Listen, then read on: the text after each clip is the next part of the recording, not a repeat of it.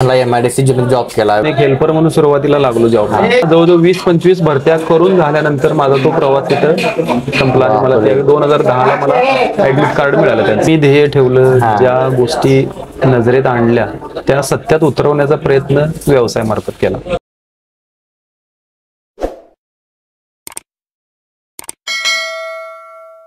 तर कसा काय विषय हार्ड पब्लिक, आपला विषय कसा हार्ड आणि जाग्यावर पलटे असते. माणसाच्या मनामध्ये जर काहीतरी करण्याची जिद्द असेल तर कोणत्याही परिस्थितीतून मार्ग काढून माणूस यश संपादन करू शकते. तर आजच्या या विशाळ एपिसोडमध्ये कोल्हापुरातील सावर्डे खुर्द या गावातील अशा एका व्यक्तीला भेटणार आहे की ज्याने पोलिसाची नोकरी सोडून स्वतःचा 7 करोडचा व्यवसाय उभा केला. चला तर बघूया यांचा विषय काय आहे. तर विषय हार्ड पब्लिक, आता माझ्यासोबत आहेत नवनाथ लिंगडे. आता स्वागत आहे भावा विषय टॉक विथ प्रणव या शो मध्ये. तुमची ओळख करून द्या आपल्या पब्लिकला. नमस्कार, मी नवनाथ बाबूराव लिंगडे, राहणार सावर्डे खुर्द, तालुका कागल. तुमचा आता व्यवसाय काय आहे? माझा व्यवसाय आहे जे आता हॉटेलसाठी लागणारं सर्व कमर्शियल हॉटेल लाईनसाठी लागणारे जे साहित्य आहे त्याच्यातलं हॉस्पिटॅलिटी इंडस्ट्रीमध्ये जातं. त्यानंतर कॅन्टीन क्षेत्र जे इंडस्ट्रीयलचे आहेत त्याच्यासाठी जातं. स्कूल इंडस्ट्रीसाठी जाणार लागणारे कॅन्टीनसाठी जे मटेरियल आहे ते कमर्शियल किचन हे आपण उत्पादित करतो. तर आपण आता हा तुमचा एवढा मोठा व्यवसायाची जर्नी पुढे कंटिन्यू बघणार आहेत. सांगा तुमचं बालपण आणि कॉलेज लाईफ कशा पद्धतीने गेली, कुठे गेली, काय कसं गेला? माझं बालपण जे आहे ते ऍक्च्युली खेडेगावामध्ये शेतकरी कुटुंबातील मुलगा म्हणून आहे.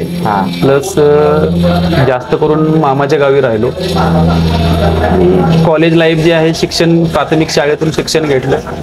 त्यानंतर कॉलेज लाईफ रेग्युलर कला वाणिज्यबद्दलच 11वी-12वी केली. त्यानंतर बाकीचा प्रवास MIDC मध्ये सुरू आहे. जसं तुम्ही आता म्हटला की तुम्हाला लहानपणी मामाकडे जास्त राहायला लागलं, तर याच्या मागचं कारण काय होतं? मामाकडे कसं काय राहायला? त्याच्या मागचं कारण की एक तर घरची परिस्थिती हालाकीची आहे. त्यात आम्ही बहीण भाऊ 3 जण, बहीण मोठी, मी 2 नंबर आणि एक लहान भाऊ. त्यामध्ये त्यांचा उदरनिर्वाह चालवण्याची त्यांची परिस्थिती नव्हती म्हणून ते मला तिकडे जावं लागलं थोडंसं त्यांच्याकडे. माझं बालपण तिकडच जास्त करून तिकडं मामा. कॉलेज लाईफ मध्ये असताना तुम्ही काय स्वप्न बघितलेलं? ऍक्च्युली पहिल्यापासून प्रोत्साहन होतं एक चांगल्या पद्धतीने, जी लहान मुलांची ड्रीम्स असतात की बाबा मी पुढे जाऊन काय पोलीस होणार आहे, एक जण इंजिनियर होणार आहे, कोण वैमानिक होणार आहे, कोणाची ऑर्डर. आता आमचं काय आहे की 2 गोष्टी समाजामध्ये राहून चांगलं नाव कमवून चांगल्या रीतीने व्यवसायामध्ये पडावं किंवा चांगली नोकरी करावी हा एक विचार होता. मग त्यावेळेचं स्वप्न जे आहे ते पहिल्यापासून फिजिकली चांगल्या गोष्टी दृष्टिकोन होता. त्यामुळे आम्ही आर्मी भरती किंवा पोलीस भरती हा ट्राय जास्त होता आमचा.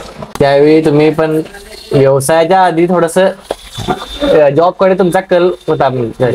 जॉबचा पण कल ठेवलेला, प्लस दुसऱ्या ठिकाणी जी नोकरी वगैरे केली ती नोकरी पण अशा पद्धतीने केली की स्वतःचा व्यवसाय म्हणून ही नोकरी केली. मला अजून तुमच्याबद्दल काय आलं की तुम्ही कॉलेज लाईफ मध्ये MIDC मध्ये जॉब करत होता. MIDC मध्ये जॉब करण्याचं कारण काय होतं? मी जे मगाशी बोललो की MIDC मध्ये पण जॉब करण्याचं कारण की घरची परिस्थिती एकतर हालाकीची, त्यात माझ्यावरती मी बहिणीचं तर लग्न छोटं असताना झालेलं मी, पण मी एक घरातला खांद्यावरती जबाबदारी देणारा मोठा मुलगा होतो. त्याच्यामुळे MIDC, कारण बऱ्याच लोकांच्याकडनं ऐकण्यात मिळालं होतं की MIDC मध्ये काम करताना पगार प्लस अनुभव या 2 गोष्टी मला त्यावेळी मिळायच्या. तो वेळ मी वाया न घालवता की MIDC अशा पद्धतीने त्यासाठीच केली की 2 पैसे कमवता पण येतील, बरोबर, प्लस अनुभव पण मिळेल आपलं शिक्षण पूर्ण करत याच्यासाठी MIDC निवडलं. तरी त्या पिरियड तुम्हाला MIDC मध्ये किती पगार असायचा? त्या पिरियडला कारण एक्सपिरियन्स तर काय नाही, आपण एक हेल्पर म्हणून सुरुवातीला लागलो जॉब. त्यावेळी आम्हाला 1200 रुपये पर डे पर मंथ आपल्याला पगार पडत होता. 12 तास तिथे असायची कंपल्सरी. बापरे, 1200 रुपये 1200 घालवायचा. त्याच्यामध्ये 1200 मध्ये मेसचं जेवण 3 महिने आणि आमचं येण्या जाण्याचं ट्रॅव्हलिंग खर्च 700 ते 800 रुपये जायचा. त्यातनं वरचे जे 4 पैसे आहेत ते घरी डब्यासाठी किंवा जेवणासाठी काय बाजार वगैरे भरायचं याच्यावरती घरी द्यायचे आणि आपल्यासाठी 100-200 रुपये येण्या जाण्यासाठी परत ठेवून इकडे तिकडे खर्चाला चहा पाण्यासाठी. MIDC मध्ये काम करत असताना तुम्ही वेल्डिंग क्षेत्राकडे पण कसं काय वळला? वेल्डिंग क्षेत्राची पहिल्यापासूनच आवड होती एक, कारण माझं कला क्षेत्र चांगल्या पद्धतीचं होतं. ड्रॉइंग क्षेत्र म्हणा किंवा जे गणित वगैरे जे आहे किंवा आकृती वगैरे या पद्धतीने चांगल्या क्षेत्रामध्ये काम केले. प्लस जे चालूचे जे आता सध्याचं व्यवसायाचं ओढ निर्माण म्हणण्याचं कारण की सध्याचं लाकूड क्षेत्र एकतर त्यात प्रतिबंध आलेत लाकूड क्षेत्रामध्ये. आणि सध्या चालणारे पुढच्या ज्या उद्देश किंवा बाकीच्या उद्देशाने जर बघायला गेलं तर लोखंड या किंवा इतर स्टील या गोष्टींच्या वरती कंटिन्यू क्षेत्र हे चालणार आहे लाकूड उद्योगावरती बंदी असल्यामुळे. बरोबर.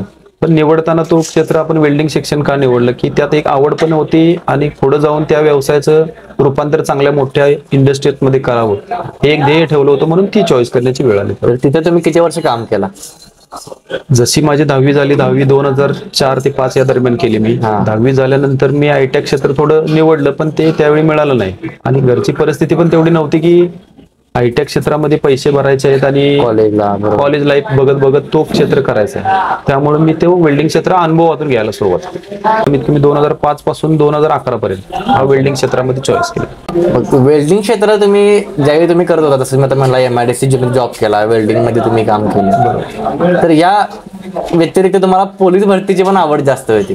हा, ही तर आवड पहिल्यापासूनच होती, कारण फिजिकली ऍक्टिव्हिटी माझ्या त्या पद्धतीने क्षेत्रातल्या खेळातल्या आवडी वगैरे ह्या त्या गोष्टी असल्यामुळे आणि हाईट वगैरे त्यावेळीची होती चांगली. घरचे पण म्हणायचे बाबा तुझे चांगले एवढंच खेळ आहे आणि व्यायामाची पहिल्यापासून आवड तर आहे. तर फास्ट मध्ये त्या गोष्टी एक गरीबातला मुलगा मोठ्या क्षेत्रामध्ये जाऊन जर 4 पैसे मिळवण्याचा जर उद्देश म्हटलं तर त्यावेळी आमच्या वेळी ती भरती क्षेत्र हे आवडीचं होतं लोकांचं. काम आणि अभ्यास याचं कसं मॅनेजमेंट तुम्ही करायचा? कारण 12 तासाची ड्युटी असायची, 12 तासाची ड्युटी करायची, परत रात्री यायचं, जेवण स्वतः बनवून खायचं, प्लस रात्रीचा 2 तास अभ्यासासाठी आणि सकाळी परत 6 वाजता 2 तास अभ्यासासाठी आणि व्यायामासाठी आणि परत 9 वाजता ऑफिस कामावर. तुम्हाला त्या पिरियडला घरी किती पैसे द्यायला लागायचे?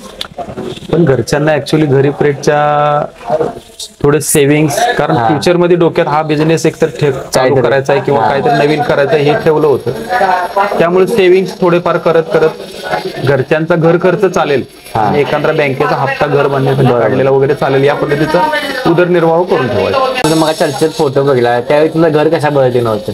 घरची परिस्थिती तर म्हणजे वडिलांनी प्लॉट घेतला होता छोटासा, त्या प्लॉट मध्ये 10 बाय 10चे किंवा 20 बाय 20चे शेड अशा पद्धतीचे मारलेले, त्याच्यासाठी जे म्हणजे आपण गोट्यासाठी जनावरांचं घर करतो अशा पद्धतीचं त्यावेळी आमचं घर होतं. आता सध्या कसं आहे? सध्याची तर काय परिस्थिती आहे चांगली, बंगला वगैरे आहे, 3 BHK बंगले त्या पद्धतीने कोल्हापूरमध्ये परत आता घर घेतलेलं आहे. त्यावेळेची परिस्थिती आता वेळी कम्पेअर करायला तर चांगलं आहे. म्हणजे जे स्वप्न बघितलं होतं त्यावेळी ते स्वप्न आता सत्यात उतरवून अजून जे ड्रीम्स बघायला लागलोय, अजून पुढचे भविष्यात SP ग्रुपच्या अंडर मध्ये माझे चांगले पद्धतीचे व्यवसाय चालावे. आपण SP ग्रुप काय आहे थोडंसं बघणार आहे आपण पुढे.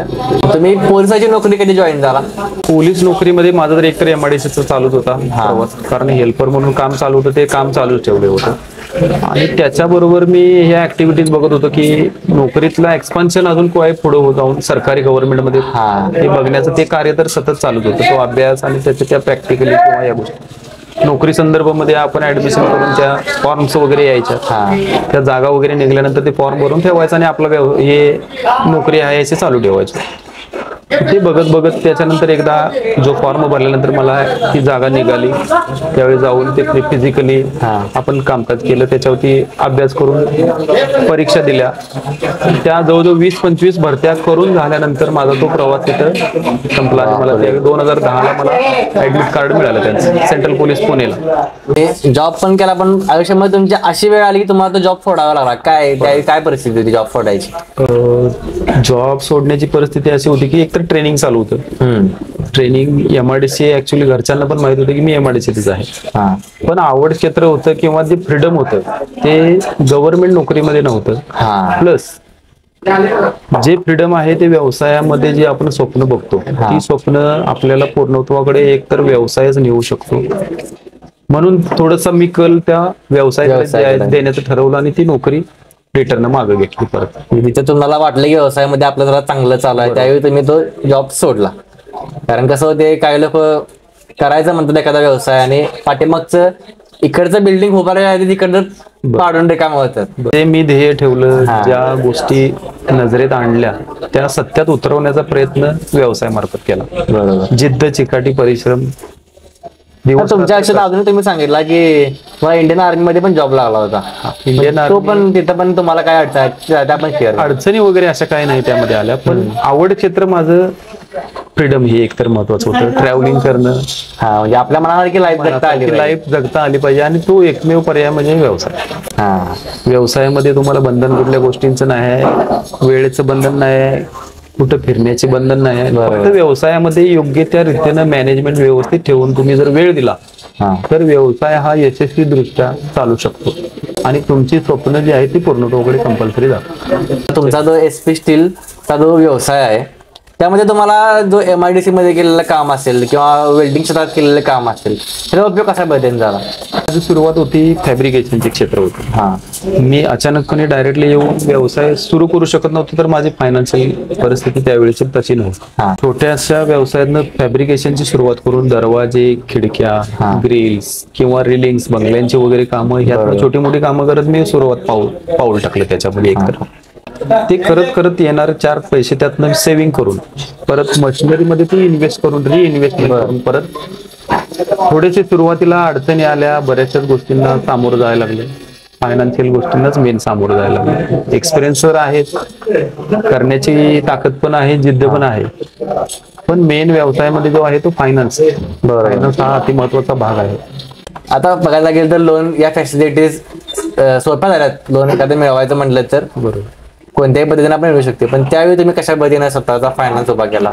स्वतःचा फायनान्स मार्केटमध्ये दारोदारी ज्या बिल्डिंग्स वगैरे बांधायला चालू आहे तिथं जाऊन व्हिजिटिंग, स्वतःचं कार्ड एक छापलं फॅब्रिकेशनच्या नावाने.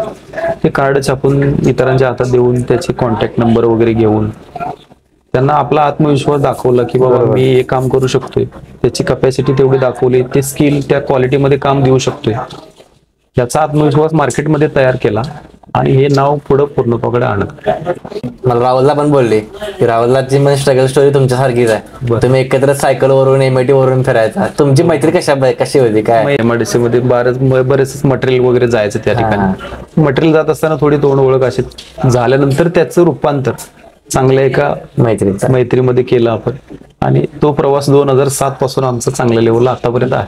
आणि तोही आता युवा उद्योजक चांगल्या लेवलला त्यांनी स्वतःचं साम्राज्य उभा केले आणि त्यांचा पण सपोर्ट आपल्याला चांगल्या लेवलला आहे. SP स्टील्स अँड इक्विपमेंट मधून लोकांना काय काय कोणत्या प्रकारच्या सर्व्हिस दिल्या जातात? स्टील मधून आपल्याला आता जे फूड कार्ट जे आता सध्या चालू होतात, जे कमर्शियल किचन इक्विपमेंटमध्ये मॅन्युफॅक्चरिंग ऑल ओव्हर येणारं जे मटेरियल आहे, हॉस्पिटलसाठी कॅन्टीनसाठी लागणारं जे मटेरियल आहे, स्कूलसाठीच्या कॅन्टीनसाठी लागणारं मटेरियल आहे, फूड व्हॅन आहे, ऑदर SS फॅब्रिकेशनमध्ये पण आपण सगळं ऑल ओव्हर काम करतो. अजून व्हिजन माझं चांगल्या लेवलला आहे. आता आपण महाराष्ट्र, कर्नाटक, गोवा, गुजरात किंवा तामिळनाडू या स्टेटला आपलं मटेरियल जातं, प्लस त्याच्यानंतर एक्सपोर्टला पण आपण उतरण्याचा प्रयत्न करत आहोत. सध्या तुमचा कारखाना कुठं आहे याचा? आता आपलं गोकुळ शिरगाव MIDC मध्ये प्लॉट नंबर D24 मॅन्युफॅक्चरिंग होतं, प्लस ऑफिसेस पण तिकडेच आहेत आणि शोरूम पण तिकडेच. आता तुमचा जर का हा प्रवास बघितला तर तुमच्या या प्रवासामध्ये मला तुमच्यामध्ये कोणत्या प्रकारे निगेटिव्हिटी नाही आवडत. कारण प्रत्येक वेळी तुम्ही जिथं अपयश आहे तिथे तुम्ही काहीतरी पॉझिटिव्हली मार्क काढला आणि त्याच्यावरती तुम्ही मार्क काढून पुढे गेला.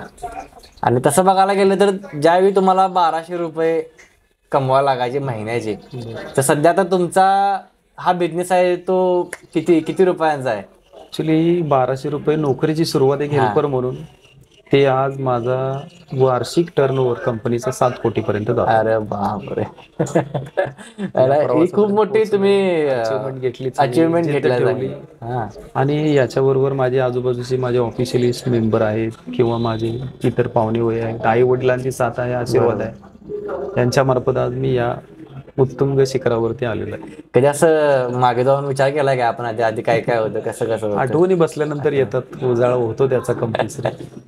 पण पुढचं प्लॅनिंग काय केलं भविष्यात आहे? मी तेच मगाशी बोललो, जसं की एक्सपोर्ट जो आउट ऑफ इंडियाच्या आउट ऑफ कंट्रीला जो माल जायचा आहे त्याच्यामध्ये थोडं उतरायचं आहे.